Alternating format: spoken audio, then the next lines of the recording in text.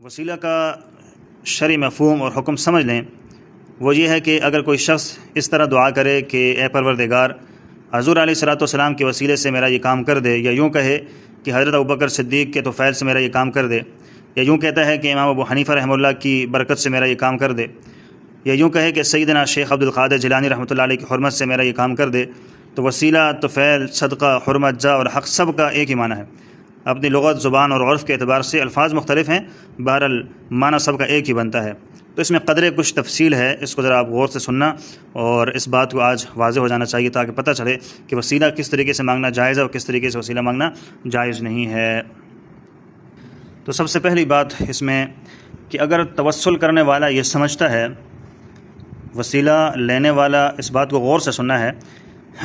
کہ وسیلہ لینے والا، کرنے والا یہ سمجھتا ہے کہ جس کا میں وسیلہ دے رہا ہوں وہ میرے پاس حاضر ناظر ہے،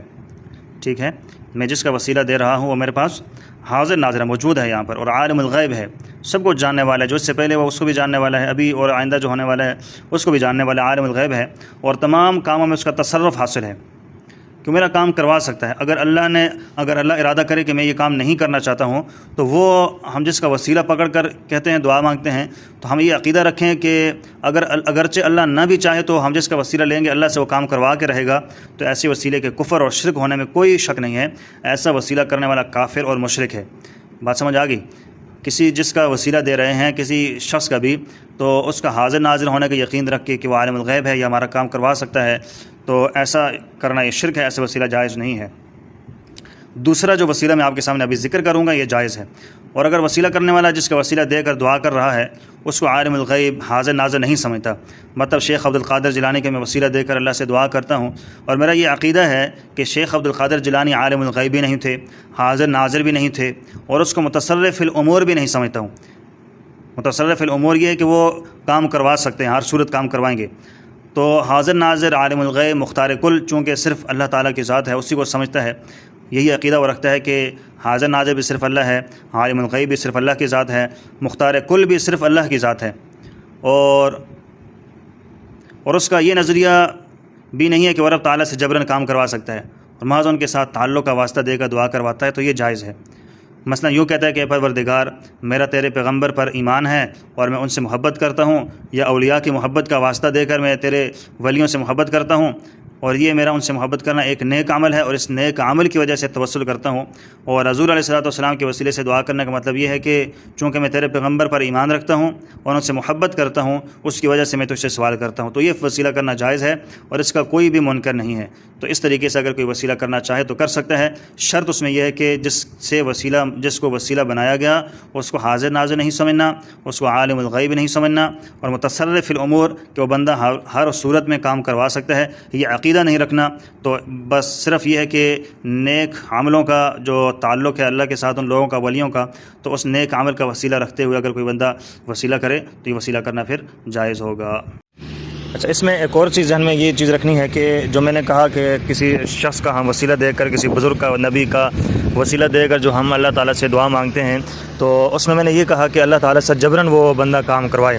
کہ جس کا ہم وسیلہ دے رہے ہیں کہ اس کا ہم یہ کہتے ہیں کہ یہ اللہ تعالیٰ سے جبراً کام کروائے گا، یا جس کا ہم نے وسیلہ دے دیا تو اب جو ہے نا اللہ تعالیٰ نہ بھی چاہے تو اللہ مجبور ہو گیا ہے، اللہ ہمارا کام کرے گا، تو یہ عقیدہ رکھ کر وسیلہ دینا جائز نہیں ہے۔ اب دیکھیں، اس کے اندر ضروری نہیں ہوتا کہ بندہ یہ الفاظ استعمال کرے کہ میں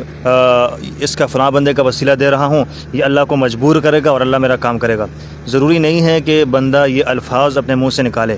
بندہ اگر اتنی بات کہہ دیتا ہے کہ میں نے فلاں شخصیت کا حوالہ دیا تھا، وسیلہ دیا تھا، اب تو میرا کام ہو کر ہی رہنا ہے، اب تو میرا کام ہو جائے گا۔ کسی دوسرے بندے کو یہ کہہ دیتا ہے کہ یار میں نے نا جو دعا کی تھی اور اس دعا کے اندر میں نے فلاں شخصیت کا تذکرہ کر کے وسیلہ دے کر اللہ سے دعا مانگی ہے، تو اب تو بیغم ہو جا، اب میرا کام ہو جائے گا۔ تو اگرچہ زبان سے اس نے یہ نہیں کہا کہ میں نے مجبور کر دیا اللہ کو، اب اللہ نہیں بھی چاہے گا تو میرا کام کرے گا، مجبور کر دیا اللہ کو،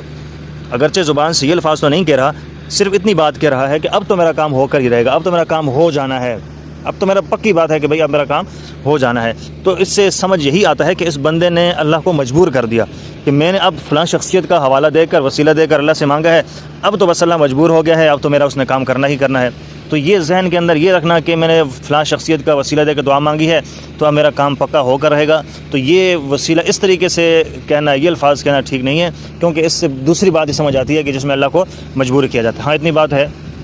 کہ دعا کریں، پھر یقین رکھیں کہ اللہ تعالیٰ آپ کی دعا کو قبول کرے گا، کیونکہ بزرگوں کا وسیلہ دیا ہے تو اللہ تبارک و تعالیٰ نے چاہا تو اللہ قبول فرما دے گا۔ اور ممکن ہے ذہن کے اندر اس میں یہ بھی رکھنا ہے کہ میں نے اگرچہ وسیلہ دے دیا ہے لیکن ذہن کے اندر یہ بات ضرور ہو، پھر بھی ممکن ہے کہ اللہ تعالیٰ میری اس دعا کو قبول نہ کرے، یا اس کا ذخیرہ آخرت میں رکھ دے، یا اس کے بدلے مجھے کوئی اور اللہ تعالیٰ نعمت عطا فرما دے۔ تو بہرحال پکا یہ عزم کر لینا، پکا یہ اپنا عقیدہ بنا لینا، پکا اپنا یہ ذہن بنا لینا کہ میں نے فلاں شخصیت کا حوالہ دے دیا ہے، وسیلہ دے دیا ہے، اب میرا یہ کام ہو کر رہے گا، اس چیز کو ذہن میں نہیں رکھنا۔ اللہ نے چاہا تو ہو جائے گا، وسیلہ دے دیا ہے۔